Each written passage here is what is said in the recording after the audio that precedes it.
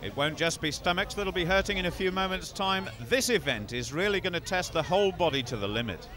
And the first to try and shift 2.5 tons is the Swede Magnus Samuelson, who you just heard say his legs are stronger than they look. And for his sake, I hope they are, because shifting those cars as fast as possible is an awesome task. Well, straight away, his girlfriend, Kristen, absolutely shrieking at Magnus. And it seems to have done the trick. He's got a good rhythm going already. Torfi and Phil there getting a taste of what's to come. And compared to those two 25-stone giants, Magnus is almost on the slim side. He's about 40 kilos lighter, but look at this. He's really putting his arms, legs and back into this one. Those cars creeping closer and closer. Samuelson, a labouring farmer. He's used to lots of physical work. Now the front of that car must go over the line. Just one more pull, 56.95 seconds. What a great start. Well done, that man, says Kristen. Torfi Ólafsson now, and what an act to follow. Well, you've already seen his fellow Icelander, Magnus Magnusson, the reigning world's strongest man in week 1, and he's safely through to the final. So Torfi has a lot to live up to. It's hard to imagine the sort of weight those cars and passengers represent. It's at least as much as a double-decker bus. Well, Torfi not using the long pull of the back and legs as much as Magnus did, relying more on just the arms and the shoulders. Now then, what on earth is going on?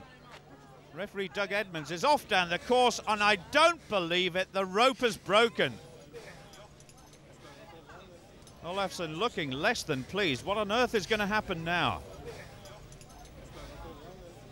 There's Nathan Jones. He doesn't look too bothered, but look at that. Referee Doug Edmonds negotiating something with Torfi. We'll have to wait and see what happens. But here's Phil Martin of the United States striding out. He's going to be hoping that the same fate doesn't halt his progress so dramatically. Martin is a very solid-looking competitor. His huge body weight on that initial pull has got to be an advantage. It's still, of course, Samuelson's time of 56.95 seconds to beat. Well, Phil Martin's hands are really going to be burning on that rope. He doesn't seem to be pulling as much with the legs and especially the back as the Swede did. His grip is actually slipping just a little bit now. He's still got some way to go. This is one of those moments which is like banging your head against a brick wall. It's going to be wonderful when it stops. And it looks as though he's going to go over Samuelson's time, creeping towards 56 seconds.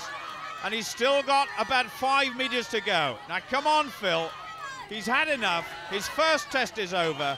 Lots of effort, but he's going to be disappointed with the result. So the judges will have to measure how far he's pulled the cars. Nathan Jones next, and the Australian looking very mean and moody indeed. Incidentally, Torfi Ólafsson has been told he can go again. He's going to be a very tired man, but there's the man who's still in the lead. Ready! Take the straight!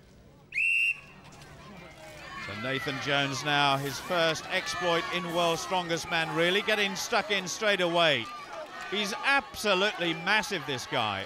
His arms are bigger than most people's legs, and he's certainly putting them to good use.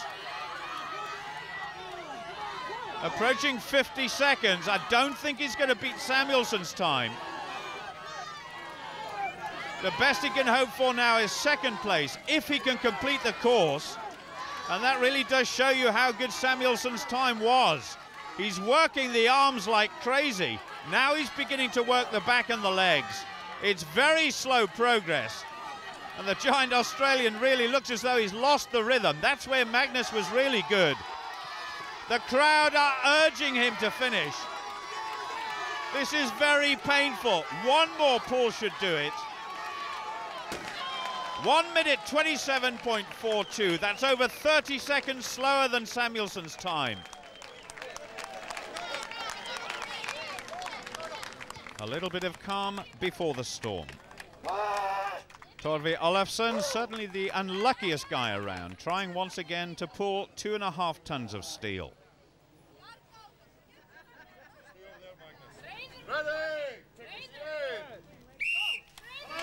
The big question now is how much did that first attempt take out of Torfi? Samuelson really against the form book, but still the surprise leader. Ólafsson doing a good job once again with what I think is the most efficient technique, the long pull supported by the back and the legs. But I'll tell you what, endurance on these big guys doesn't really go together. He's obviously slowing down now. This looks agony for Ólafsson. What's he doing now? Well, I'll tell you what, I thought he was going to stop.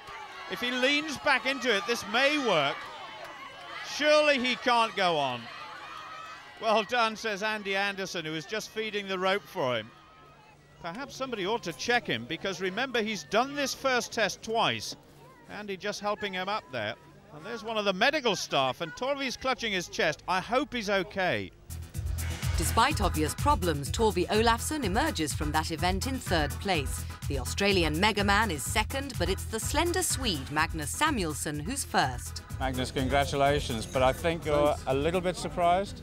Yeah, I'm very surprised, because I never competed in a big competition like this before. So I didn't know if I was maybe half as strong or if we were equal. I never had anybody to compare against. Well, Magnus may be happy, but a heart monitor's required for Torfi Ólafsson, who really seemed to suffer during that last contest and is now having problems with his breathing. Thanks for tuning in to World's Strongest Man on YouTube. Make sure you like and subscribe so you can catch all the up-to-date information, and stay tuned on how strong and pretty I am, obviously. Don't miss it.